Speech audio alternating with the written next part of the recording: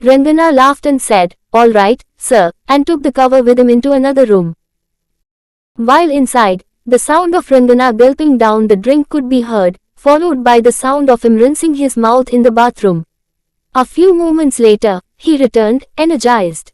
Ramakrishna and Jagadish were left speechless, watching Rangana, now alert and steady, walk inside. Rangana, now full of enthusiasm, asked, "Now tell me, from where should I start the story of Hekchamanikudu?" Ramakrishna, regaining his composure, said, "I want to hear the full story about him." Rangana began to sing, "There, look there. The two armies meet in the Tallikota region." Ramakrishna interrupted him, "Brother, please tell the story as a narrative, not in song form." "No songs." Feeling a bit disappointed that he couldn't showcase his vocal talent, Rangana said, "Without songs, the story won't be as enjoyable, sir." Ramakrishna, understanding his sentiment, relented, "Okay, use songs where necessary." With renewed energy, Rangana started narrating the story of Hekchamanikudu. Of the river. The Bahmani Sultanate's forces had set up camp in Rekkasagi on the far side, while the Vijayanagara forces had established their military base in Tangadi on the near side, readying themselves for battle. Peace talks and negotiations had failed, and it was clear that war was inevitable. Both armies were preparing for a fierce confrontation. Sadashivaraya, the ruler of Vijayanagara, entrusted his general, Karthavirayadu, with the task of ensuring that the Sultan's forces did not cross the river. The plan was to attack them if they attempted to cross. Karthavirayadu, full of bravado, declared, "I don't understand why you're so worried about this battle. Give me a few soldiers, and I will cross the river, defeat all of them, and lay them at your feet." However, Ramarailu intervened, saying, "What madness is this? The sultans are no longer divided as they once were. Now, they stand united like a fist of steel, the 5 Bahmani sultans. Don't act recklessly, just follow the plan as I have outlined." Suppressing his frustration, Karthavirayadu replied, "As your command, my lord. I will do as you say," and Ramarailu left the place. It was only now dawning on Karthavirayadu how giving too much power to an incompetent person could have dire consequences. Ramarailu had accurately assessed the strength of the Bahmani sultans, realizing that they were now powerful enough to even swallow the Vijayanagara Empire. It saddened him that his loyal general, whom he had appointed to command the army, failed to understand this critical point. Ramarailu began to lose faith in achieving victory, not due to the strength of the enemy, but because of the incompetence of his own officers. With these thoughts, he headed towards his brother, Tirumalai's camp, to discuss the war strategy. As Ramarailu walked away, Karthavirayadu called over a nearby soldier and instructed, "You understood what I said, right? Make sure they don't cross to the side of the river," and then retreated to his tent, sighing. The soldier took Karthavirayadu's words to heart, focusing his full attention on the movements of the enemy camp and carefully observing them. Until evening, the Sultan's army made no attempt to cross the river. Following their lead, the Vijayanagara soldiers remained vigilant, doing nothing but waiting for the enemy's move. The night passed peacefully until midnight. Most of the soldiers had fallen asleep, with only a few standing guard around the camp. Suddenly, the guards noticed some torches flickering far away in the western direction, across the river, causing a stir among them. Some soldiers rushed to wake up Karthavirayadu. Annoyed at being woken, he came out, scolding them, "Can't you handle even this much?" But soon he composed himself and said, "Everyone, grab your weapons and get ready to move out. They are definitely trying to cross the river at the spot where those torches are visible. Do not wake our king. Let's go, defeat them all, and return victoriously to wake him up. Let some soldiers stay back with the king and the bodyguards to ensure his safety. The rest of you, follow me, and let's drive them back," he commanded. Hearing his words, the soldiers took up their weapons and lined up in front of Karthavirayadu. As he gave the command to move out, one soldier said, "My lord, just a moment," causing Karthavirayadu and the soldiers to stop and look towards him. Karthavirayadu looked at him with even more indifference and asked, "What is it?" The soldier then said, "My lord, the torches we see far away in the western direction are most likely a trap set by the Bahmani sultans to mislead us. If my guess is correct, they are surely attempting to cross the river from the eastern side. So, we should divide our forces into two, one led by you to the west and the other led by our king to the east. If they encounter you, signal us with the torches, and we will quickly join you. If they encounter us, we will do the same, and you can come to our aid. Even if they face us on both sides, it will be easier to deal with them if our forces are split. So, I suggest we divide our army into two." The soldier's advice was liked by many of the commanders present, but the general, Karthavirayadu, was not in favor of dividing the army. He argued that dividing the army would make it smaller, and if they encountered the enemy, it would be difficult to fight them. He also insisted that the enemy wouldn't cross the river in the dark without the help of torches. He concluded by saying that even if there was no one there, they could simply return. The soldier responded, "But if we go there, they might cross the river from another route. Didn't our king instruct us not to let them cross the river?"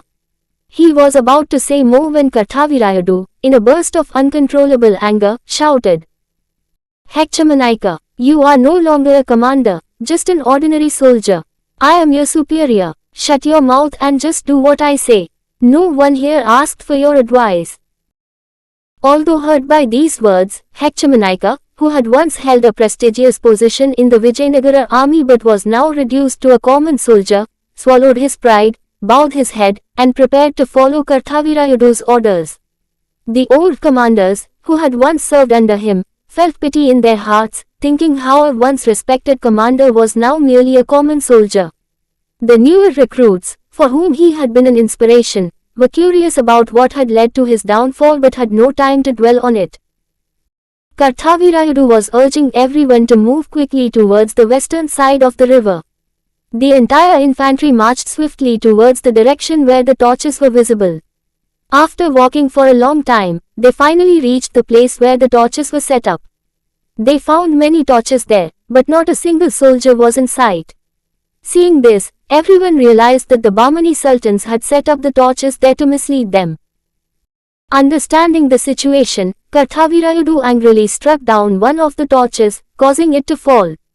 "Cowards! They tricked us! Everyone, quickly head back to our camps," he ordered, and the soldiers, frustrated, began the long march back towards their camps. After a long journey, the soldiers finally returned to their camps, exhausted.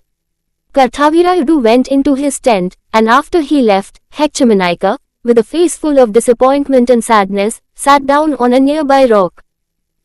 Everyone gathered around Hechamanika. Some of the older commanders tried to console him, saying, "If you place a dog on a throne, it will still keep barking like one.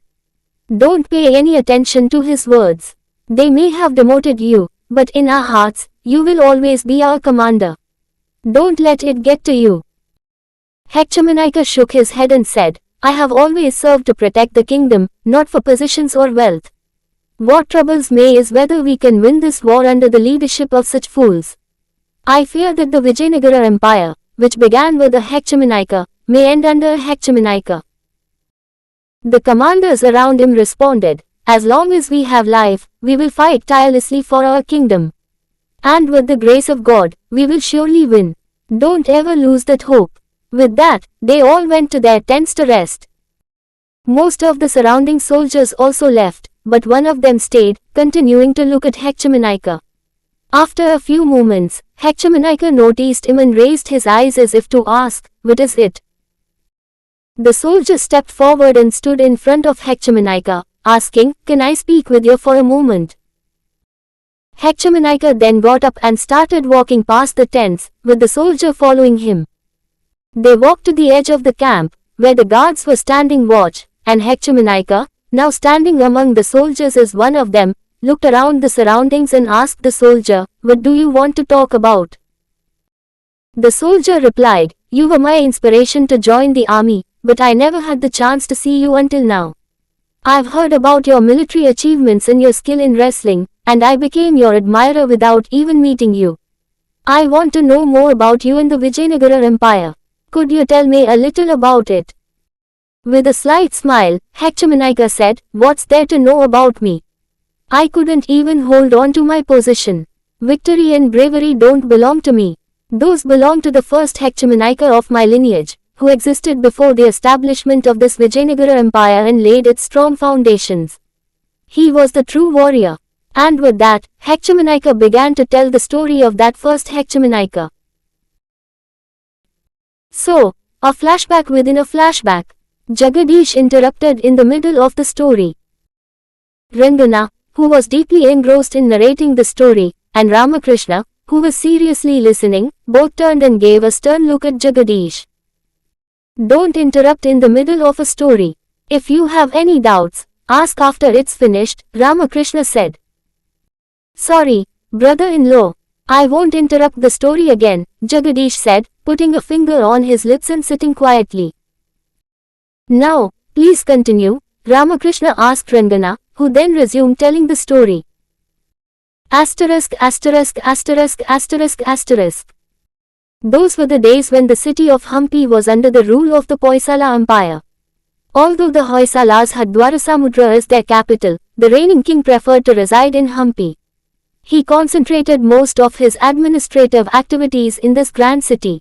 The king was guarded by several bodyguards known as Garuda. The elite among them was called Hechanayaka, meaning the chief or leader. At that time, a man named Mallikarjun, known as Mallunayaka, held the position of Hechanayaka. Despite the king swearing during his coronation to uphold the principles of the Chaturvarna Dharma, the influence of other religions such as Islam, Jainism, and Buddhism led to a more secular administration, causing several traditional practices to be relaxed. This allowed the empire to enjoy a period of peace and prosperity. There were occasional minor conflicts with the Cholas in the south, the Kakatiyas in the east, and the Sunas, Yadavas, in the north, but none was significant enough to disturb the peace of the kingdom. One day, while Mallunayaka was walking through a street in the peaceful city of Hampi, he noticed a 7-year-old boy offering namaz in front of a snake deity statue under the shade of a banyan tree. In a street predominantly inhabited by Hindus, Mallunayaka wondered who this Muslim boy could be and stopped to observe him. After completing his namaz, the boy folded the cloth he had laid out, slung it over his shoulder, tied it at his neck, and walked to a nearby eatery, where he asked for something in Urdu. The owner of the eatery scolded the boy and told him to leave. The boy then went to another shop and asked for something again. The shopkeeper, unable to understand what the boy was saying, handed him a sweet. The boy returned the sweet and asked for something else. This time, the shopkeeper gave him a coin, but the boy also returned the coin and asked for something once more. Frustrated, the shopkeeper gestured for the boy to leave, and the boy moved on to the next shop. Watching all this from a distance, Mallunayaka decided to approach the boy and find out what he was asking for. He followed the boy and heard him speaking in Urdu. The boy could speak only Urdu and was asking for any kind of work. However, the local shopkeepers, not understanding Urdu, mistook the boy for a beggar, either giving him food or driving him away. Confused as to why the boy was refusing the food, Mallunayaka stopped him and asked in Urdu, "Who are you? What are you doing in this street where mostly Hindus live? How did you end up here?" The boy, relieved to find someone who spoke Urdu, happily told Mallunayaka his story. He explained that his father had been an official for a landlord in northern India. After enemies killed his entire family, the boy managed to escape and travel through many places, eventually arriving in the peaceful city of Hampi 2 days ago. Since then, he had been searching for work but had found none. Surprised that such a young child could speak so well, Mallunayaka asked, "So, you haven't eaten anything for 2 days?" The boy shook his head sideways, indicating no. Feeling pity for the boy, Mallunayaka took him to a nearby eatery and ordered a dosa for him. However, the boy, despite being hungry, responded that his father had taught him never to take anything for free from anyone. Impressed by the boy's integrity, Mallunayaka decided to take the orphaned boy with him. He told the boy that he would give him work but that he should eat first. The boy, unsure of how to eat the dosa, stared at it curiously. Mallu Nayaka then fed the boy himself and asked, "What is your name?" "My name is Hussain, Muhammad Hussain," the boy replied. He then asked, "What work do I have to do for you?" Mallu Nayaka responded, "The work of protecting this kingdom." "Will you do it?" The boy eagerly agreed, and Mallu Nayaka, pleased with the response, lifted the boy and headed towards his residence. As Mallu Nayaka brought the Muslim boy home, his wife, Prasunamba, came out to meet him, offering water to wash his feet. She asked, "Who is this boy?" "To fulfill our longing for a child, Lord Ramachandra has sent us this gift," Mallu Nayaka replied while washing his feet. Prasunamba, slightly irritated, said, "Enough with your humor. How can you call this Muslim child a gift?" Hearing this, Mallu Nayaka felt a little sad and replied, "Why, Prasuna? I thought you would jump with joy when I told you this. Haven't you always asked me to take in and raise an orphan? That's why I brought this boy." Prasunamba, still hesitant, said, "Yes, but this boy is a Muslim. It would have been better if he were of our faith." Mallu Nayaka replied, "What does religion matter, Prasuna? What matters is that he has a good character. We can raise him as a Hindu." Reluctantly, Prasunamba agreed to raise the boy. Though Prasunamba was a good person, her strong attachment to her religion made her hesitant to accept a child of another faith as her foster son. However, she had a deep love for children, even though the divine will had made her barren. She reflected on God's mysterious ways and went inside the house. Prasunamba tried to converse with the boy, but since he did not understand the language she spoke, he could not respond properly. "Is this boy mute? He isn't saying anything," she asked Mallu Nayaka. As Mallu Nayaka hung up his weapons on the wall, he replied, "He doesn't know our language. He only knows Urdu." Hearing this, Prasunamba sighed and sat quietly for a while. Meanwhile, the boy explored the house, examining everything. During dinner that night, Prasunamba served Hussain his food, but she did so absent-mindedly, indicating that she was not pleased with the boy. Mallu Nayaka, sensing her displeasure, thought about making other arrangements for the boy the next day. The next morning, as part of his daily routine, Mallu Nayaka woke up early and rode his horse around the city of Hampi, inspecting the soldiers guarding the city to ensure they were performing their duties correctly. By the time he returned home, Prasunamba had also woken up, completed her morning prayers, and prepared the meals, waiting for him.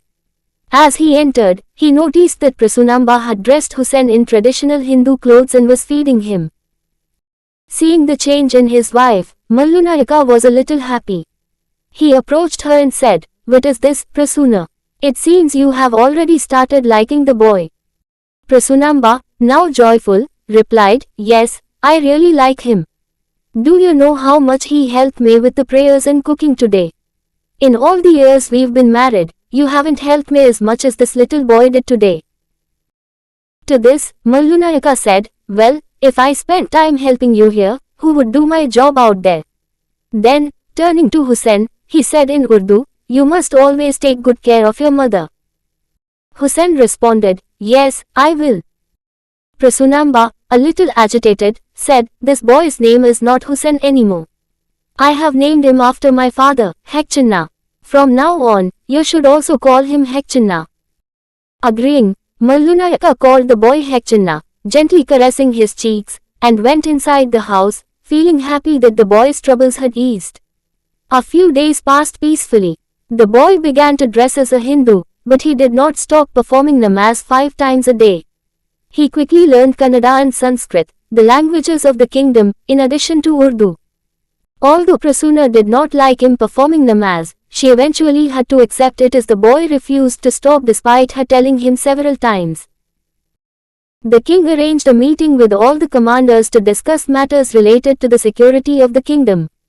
All the important commanders and vassals from the kingdom attended the meeting. After the meeting began, the king addressed everyone sitting around him. In northern India, chaos is currently reigning. The kingdoms there are experiencing unrest due to invasions by Muslim sultans, resulting in a lack of peace. Women and children are at risk and are migrating to our kingdom for safety. Consequently, the number of refugees is increasing in our kingdom. we have the problems of protecting them and providing them with employment while also safeguarding our kingdom from them. Additionally, the Muslims who are driving these refugees may one day invade our kingdom. So, instruct our soldiers to always remain vigilant. Also, provide employment to the refugees in our agricultural fields and in the work of digging ponds. After the meeting, as the military officers were leaving, the king asked Malu Naika to stay a little longer, so everyone except Malu Naika left. The room became quiet with just the two of them remaining. Mallikarjun, I heard that you are raising a Muslim boy, said the king. Malu Naika responded, Yes, king, I am raising a boy who fell victim to the turmoil in northern India. The king said, No one denies that you are raising the boy. However, it has been reported to me by a cleric that raising him forcibly as a Hindu is a blemish on secularism. The cleric has requested that you hand over the boy to their madrasa. What is your response to this? What is the solution? Malu Naika replied, King, the boy still performs prayers 5 times a day in my home. I have never told him not to do so, even in passing. As for his dress, my wife dresses him as she likes. The boy has never objected to it. If you believe that I am tainting the secular governance, king, and if you decide so, please let me know. Malu Naika bowed his head respectfully in front of the king. The king placed a hand on his shoulder and said, I know what kind of person you are, Mallikarjun. That's why do not misuse the freedom I have given to the people under the guise of secularism. When you adopt a child, the adopted child may follow the religion of the adoptive parent if the child wishes. However, if there is any evidence that the adoptive parent or mother is pressuring the child to follow that religion, I will accept the complaint. If there is such evidence, bring it to me, and I will take action against them. By firmly telling the cleric this, he managed to avoid further complaints. The cleric did not return, meaning the complaint had no strength. However, the king advised, if you officially adopt the boy, such complaints will not arise. Malu Naika smiled slightly and said, King, I believe that the boy is a gift from Lord Rama, whom I worship, and I consider him as my own son. If I officially adopt him, he will become an adopted son, but how can he become my own son? Nevertheless, what is the significance of adopting my own child? Well done, raise him up as a great warrior. If he proves to be a great warrior like you, it will be my responsibility to make him your heir and protect the city of Hampi, said the king. Hearing this, Malu Naika left happily, promising to raise the boy as a warrior. The next morning, as usual, Malu Naika woke up early and, after waking up Hekchanna, who was sleeping with Prasunamba, both of them came to their senses. As soon as she woke up, she asked, Why are you taking Hekchanna away so early in the morning? I am taking Hekchanna with me for military training, replied Malu Naika. At this, tears welled up in her eyes. While crying, she said, You always leave early in the morning for your duties and return only by lunchtime. Do you know how worried I am until you come home? Do you know the kind of hell I experience here alone when you are not around? Now that I am just beginning to escape from that hell thanks to Hekchanna, are you going to take him away from me? If you want to do something for your country, do it. If necessary, I will even give my life. But do not take Hekchanna away from me. Despite Malu Naika's efforts to persuade her, she was adamant.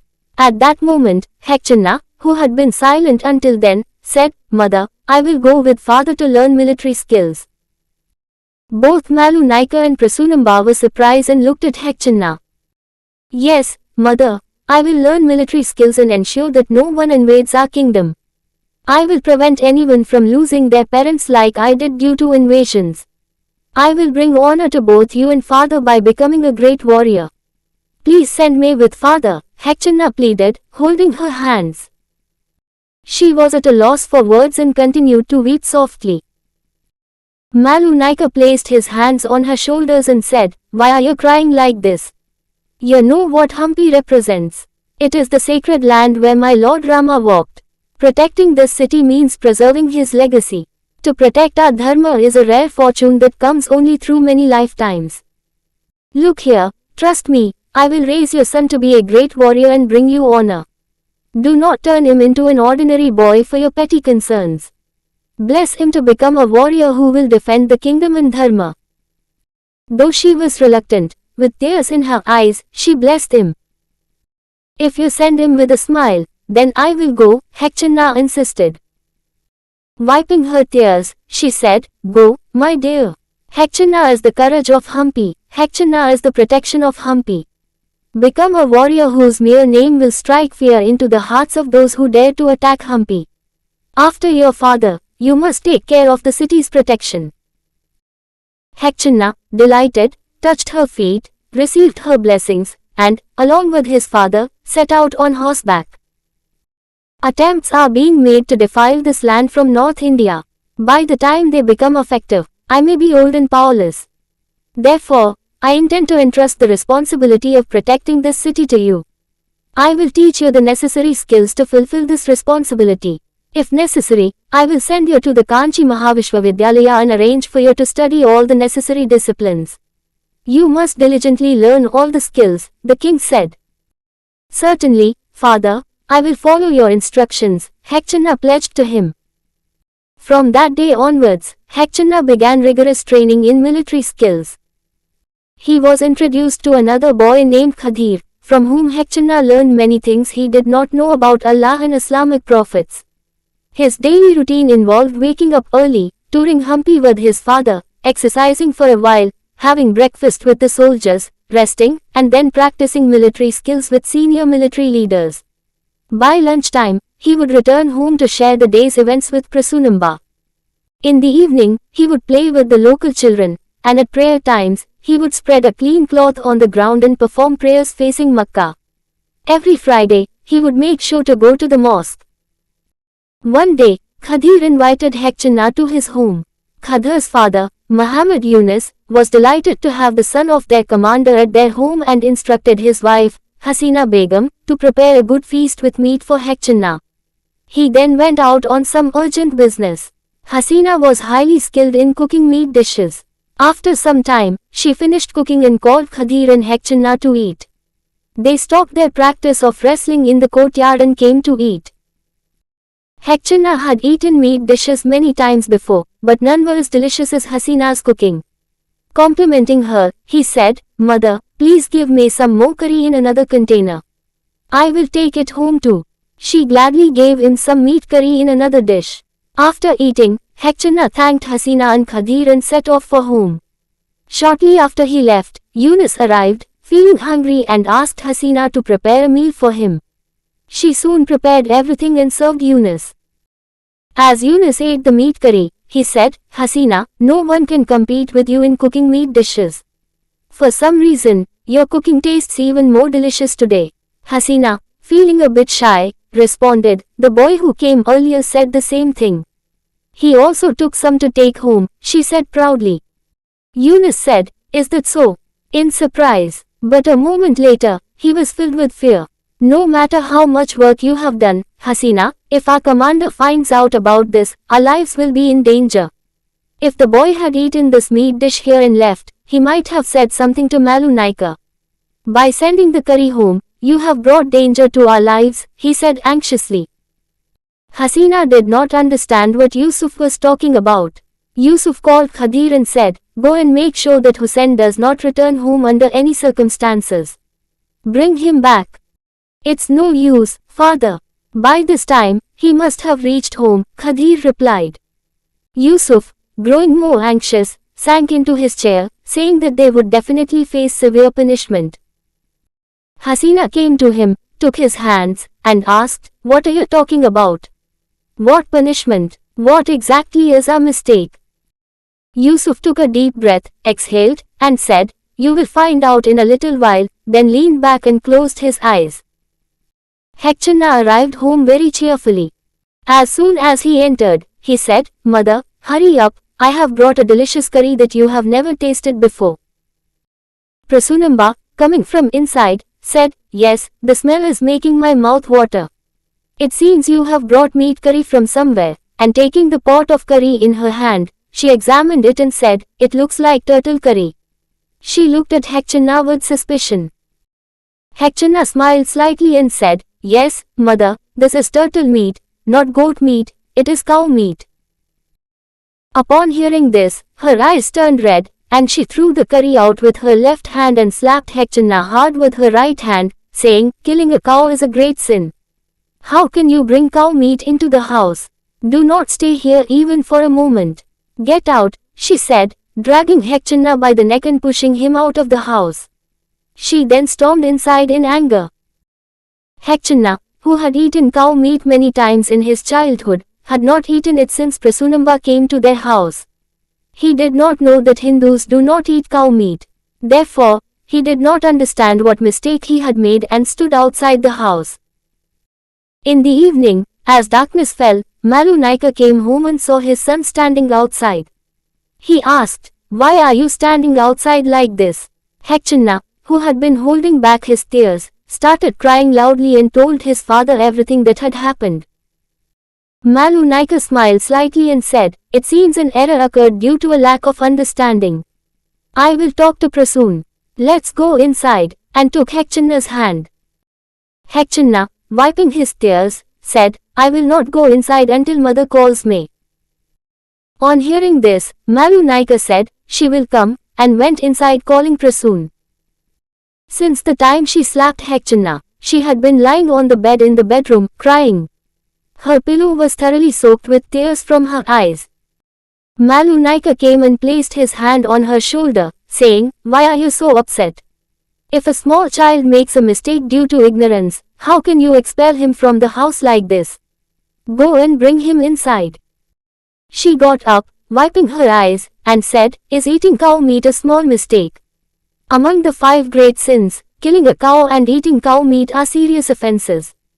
Do you consider these sins to be minor? I will only bring him inside if he undergoes purification for the sin. Otherwise, he will not come in," she said. Malu Naika then went outside and, after some time, brought a Brahman.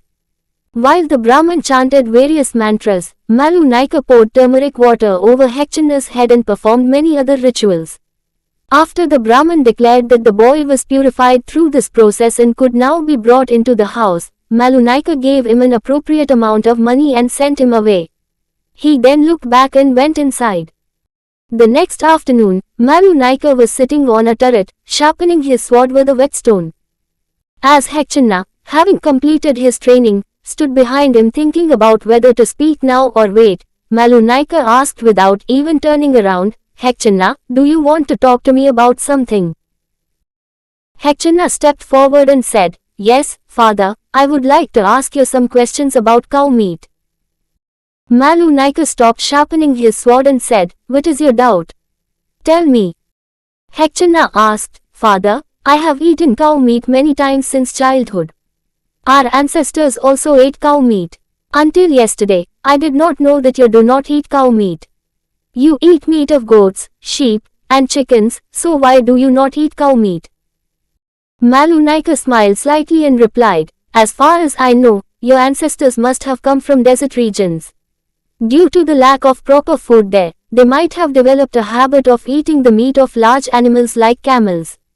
Eating the meat of such large animals, including cows, may not have seemed like a big mistake to them. But here in India, where agriculture is the main occupation, it is not possible to farm without cattle. Therefore, our ancestors declared killing cows as a great sin and prohibited eating cow meat. They started to revere cows as deities because cows contribute to farming in many ways and are crucial for the prosperity of the country. Although it is true that the practice of killing cows for meat causes some distress to the local people, our king issued orders allowing the slaughter of cattle not useful for agriculture for the benefit of the Muslim population's dietary habits. He thus respected both agriculture and the dietary customs of the Muslims. Some selfish ulamas and those seeking recognition within their community are attempting to provoke people on matters like dietary habits and other practices. But the people of this kingdom prefer to live in harmony with those of different faiths, which makes the king even happier. You can eat cow meat if you like, but do not tell mother about it. If you do, she will be very upset, he said, and then resumed sharpening his sword. Hekchanna, having listened to everything, said, "How can I eat cow meat, knowing that it would upset mother, who has cared for me as her own son?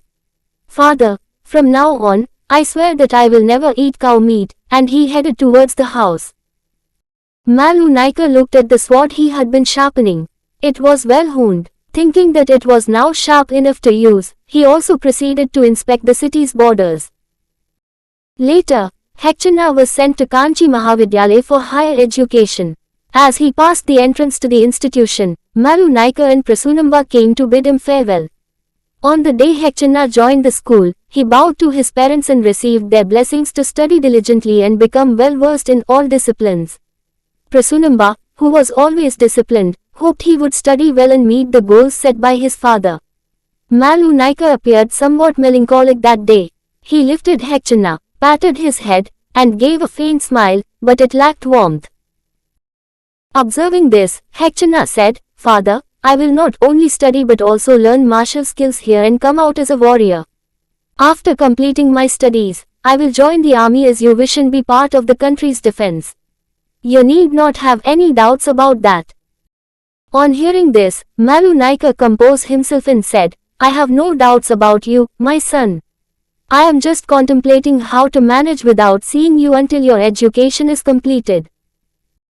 Upon hearing this, Prasunamba chuckled and asked in surprise, "Oh, have you been hiding so much affection for our son in your heart?"